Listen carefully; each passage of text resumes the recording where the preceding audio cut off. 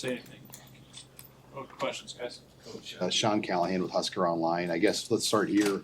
What drew you to this opportunity to come and work in this role, in a non-coordinator type role with Matt Rule? Well, I've always liked Nebraska. I had some background playing against them when I was at Arizona State. We played them 3 times actually. So I've always admired Coach Osborne in this program. But when Matt came here, Matt and I have known each other, Coach Rule, since 2001. And a lot of the assistants that came with him, I'm real close to. So, I followed it really closely. And so he asked me if I'd come and help. And I said, sure. And I didn't really know what the job was, but I'm just going to help on defense and special teams and, the quality of play on the field. And I'm looking forward to it. Will you help with game plan, like week of game plan, and how much will you be involved in helping call the defense on game days? Coach Butler will call the defense, okay? But I will be involved in the game plan, in there with them, and it's a collaborative thing, right? We all work together, but it will be Coach Butler's defense, and we're all working for him in that room. Phil, Mitch Sherman from The Athletic. When you all left Carolina, when you were all done in Carolina, what was your plan at that time with the place you were at in your career? Did you intend to kind of go off into retirement? Did you have an opportunity at that moment to come with Matt to Nebraska and be his defensive coordinator in 2020 at the end of 2023? And then the changes in the way that what coaches are allowed to do, not necessarily have to go off campus and recruit or have unlimited staff size. How did that also play into this decision now for you to come here? Yeah, Matt tried to get me to come when he came. But, I just told him, I said, at my age, and I just didn't have the energy to go out and recruit and do the things that it took to be really successful. And I was really happy I hired Tony. Tony was with us at UCLA for a year, so I knew Tony quite well. So I was happy about that. The game, the portal and NIL, I left college football in 2019. So this is my first full-time gig with that in place. But, you just got to adjust to the times. And I think this staff has done, and Matt has done a great job adjusting. And you guys know this, his plan has changed a little bit from originally when he got here. And so it's an adjusting deal, and you just got to keep adjusting with it. World Herald. How have you seen Coach Rule grow, even from when he was at Carolina in the last 3 years here in Nebraska? Well, Matt knows how to build a program. Now, we didn't get it done at Carolina, but they only gave us really 2 years, right? It was a bad deal. But he knows how to build it, and he's building it here. You can see the progress from year 1 to 2, and now from 2 to 3, we've always made a jump. So that's the plan, is to make that jump this year. And so, I think, Matt is always trying to get better. And, his staff, he can drive his staff nuts with that, too, because he's always looking for an edge and challenging you every day on the field and what you're teaching and how you're doing it, how you're recruiting. That's just Matt. He's always looking for an edge. So he'll always continue to grow. But you like working for a guy that's always looking for an edge. Why do you like working for him so much? Well, through the years, if you stay stagnant with anything, and I'm sure it's in your guys' profession, all right, you're losing ground. So you got to stay ahead, especially on defense. With the offenses that they adjust to what you do, you must stay ahead. Well, the only way to do that is challenge yourself, or otherwise you get comfortable and complacent, and people take advantage of you. So, you have to do that on defense. Are there any? What have you noticed about the Big Ten? Since you've come into this realm, is there anything that as you studied the Big Ten, what are your takeaways? Well, it's really interesting. We talked about this yesterday, that it's become a lot like the National Football League in its style of play. You have the run game. You have the 2-back run game. You have the 1-back passing game, real similar to the National Football League, along with personnel groups that they're running, much more so than some of the other conferences in America right now. With KETV in Omaha. I'm just curious about your impressions about what the Nebraska defenses have been like the last couple of years, and maybe what stood out, and maybe what could they improve on? Well, I think Tony did a fantastic job with that 3-3 package. I ran a 3-3 package at Baylor, and it was different personnel. His is attacking. With all the different fronts, and they don't play that. We didn't play that many fronts here, but with all the movement, it becomes a lot of different fronts, and it's really hard to block offensively. It's a nightmare offensively, and Tony did a great job of adjusting and staying ahead of the offense every game in both seasons. So, and we're going to employ all that stuff on first and second down. We're going to hope to advance the third down package a little bit more like the National Football League. If you watch third down with everybody on the line of scrimmage and mugging backers, and we'll advance the third down package. Coach Butler will. You know, he has NFL background. I do. So, but we're taking a lot of what Tony did, and because it's highly successful and creates chaos for the offense.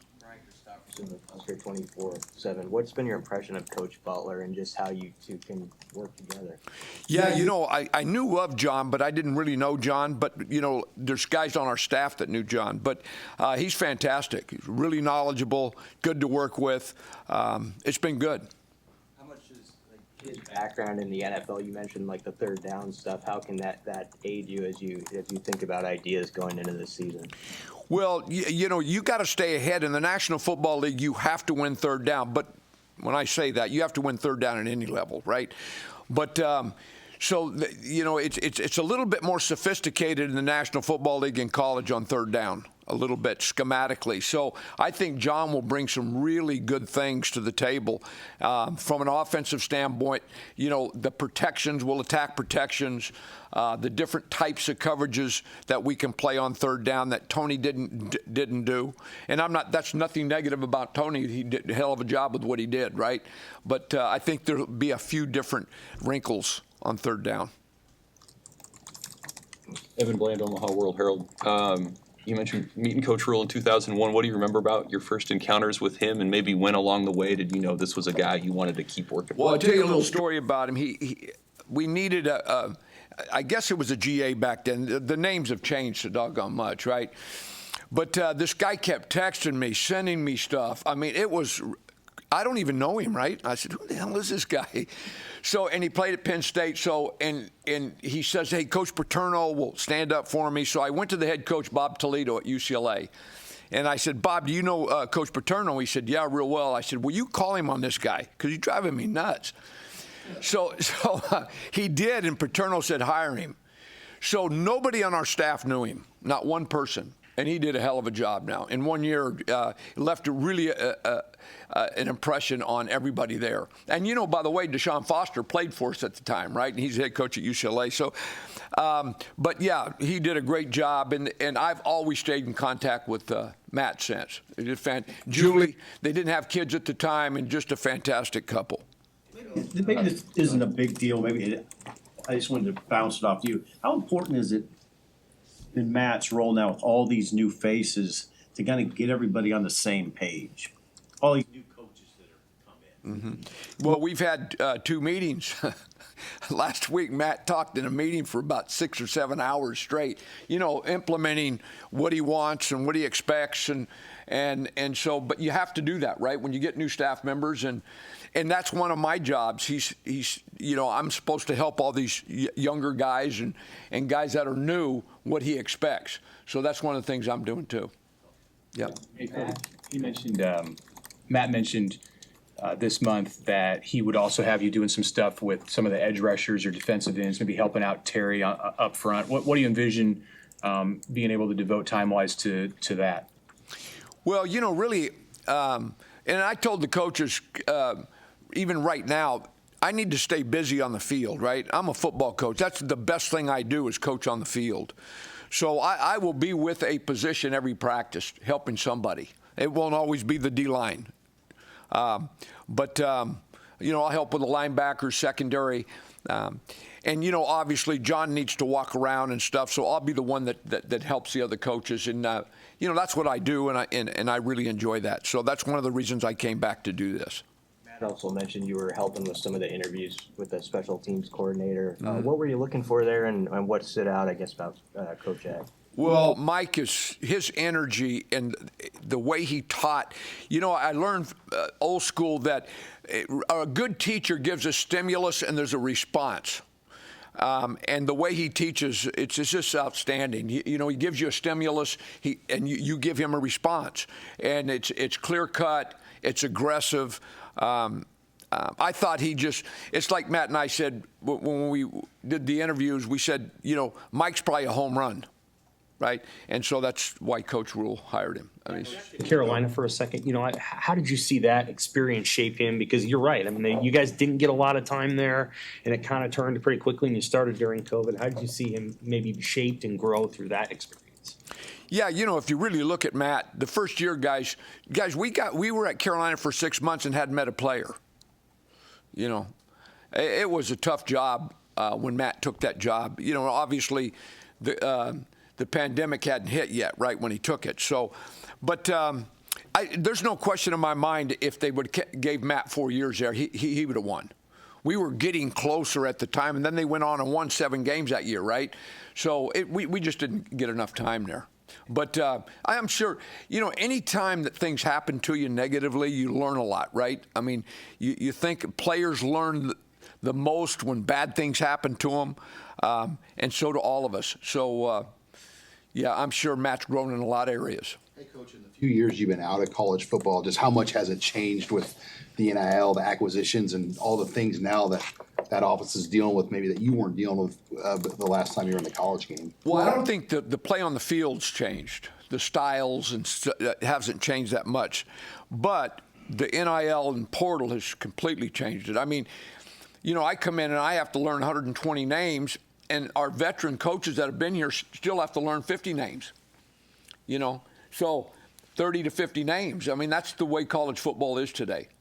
So you just have to adjust and adapt. Coach Steve Mark with Inside Nebraska. When you watch the film from last season's defense, what are the biggest areas that you think needs to be focused on and improved? Well, first of all, when you're in the top 20 in most categories, you know, they were excellent in a lot of categories. I think one area is third down. We have to win third down.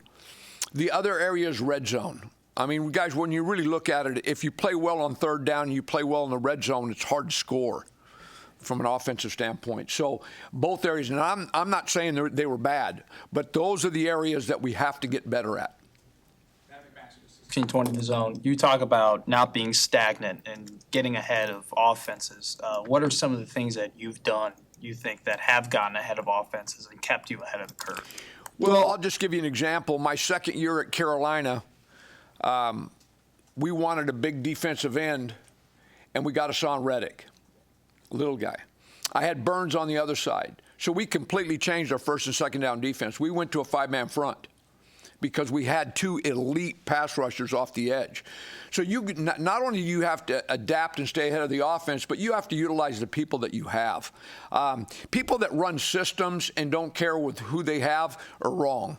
You got to fit the system. The player, right, wins football games, not the system. So, and we'll do that with this group.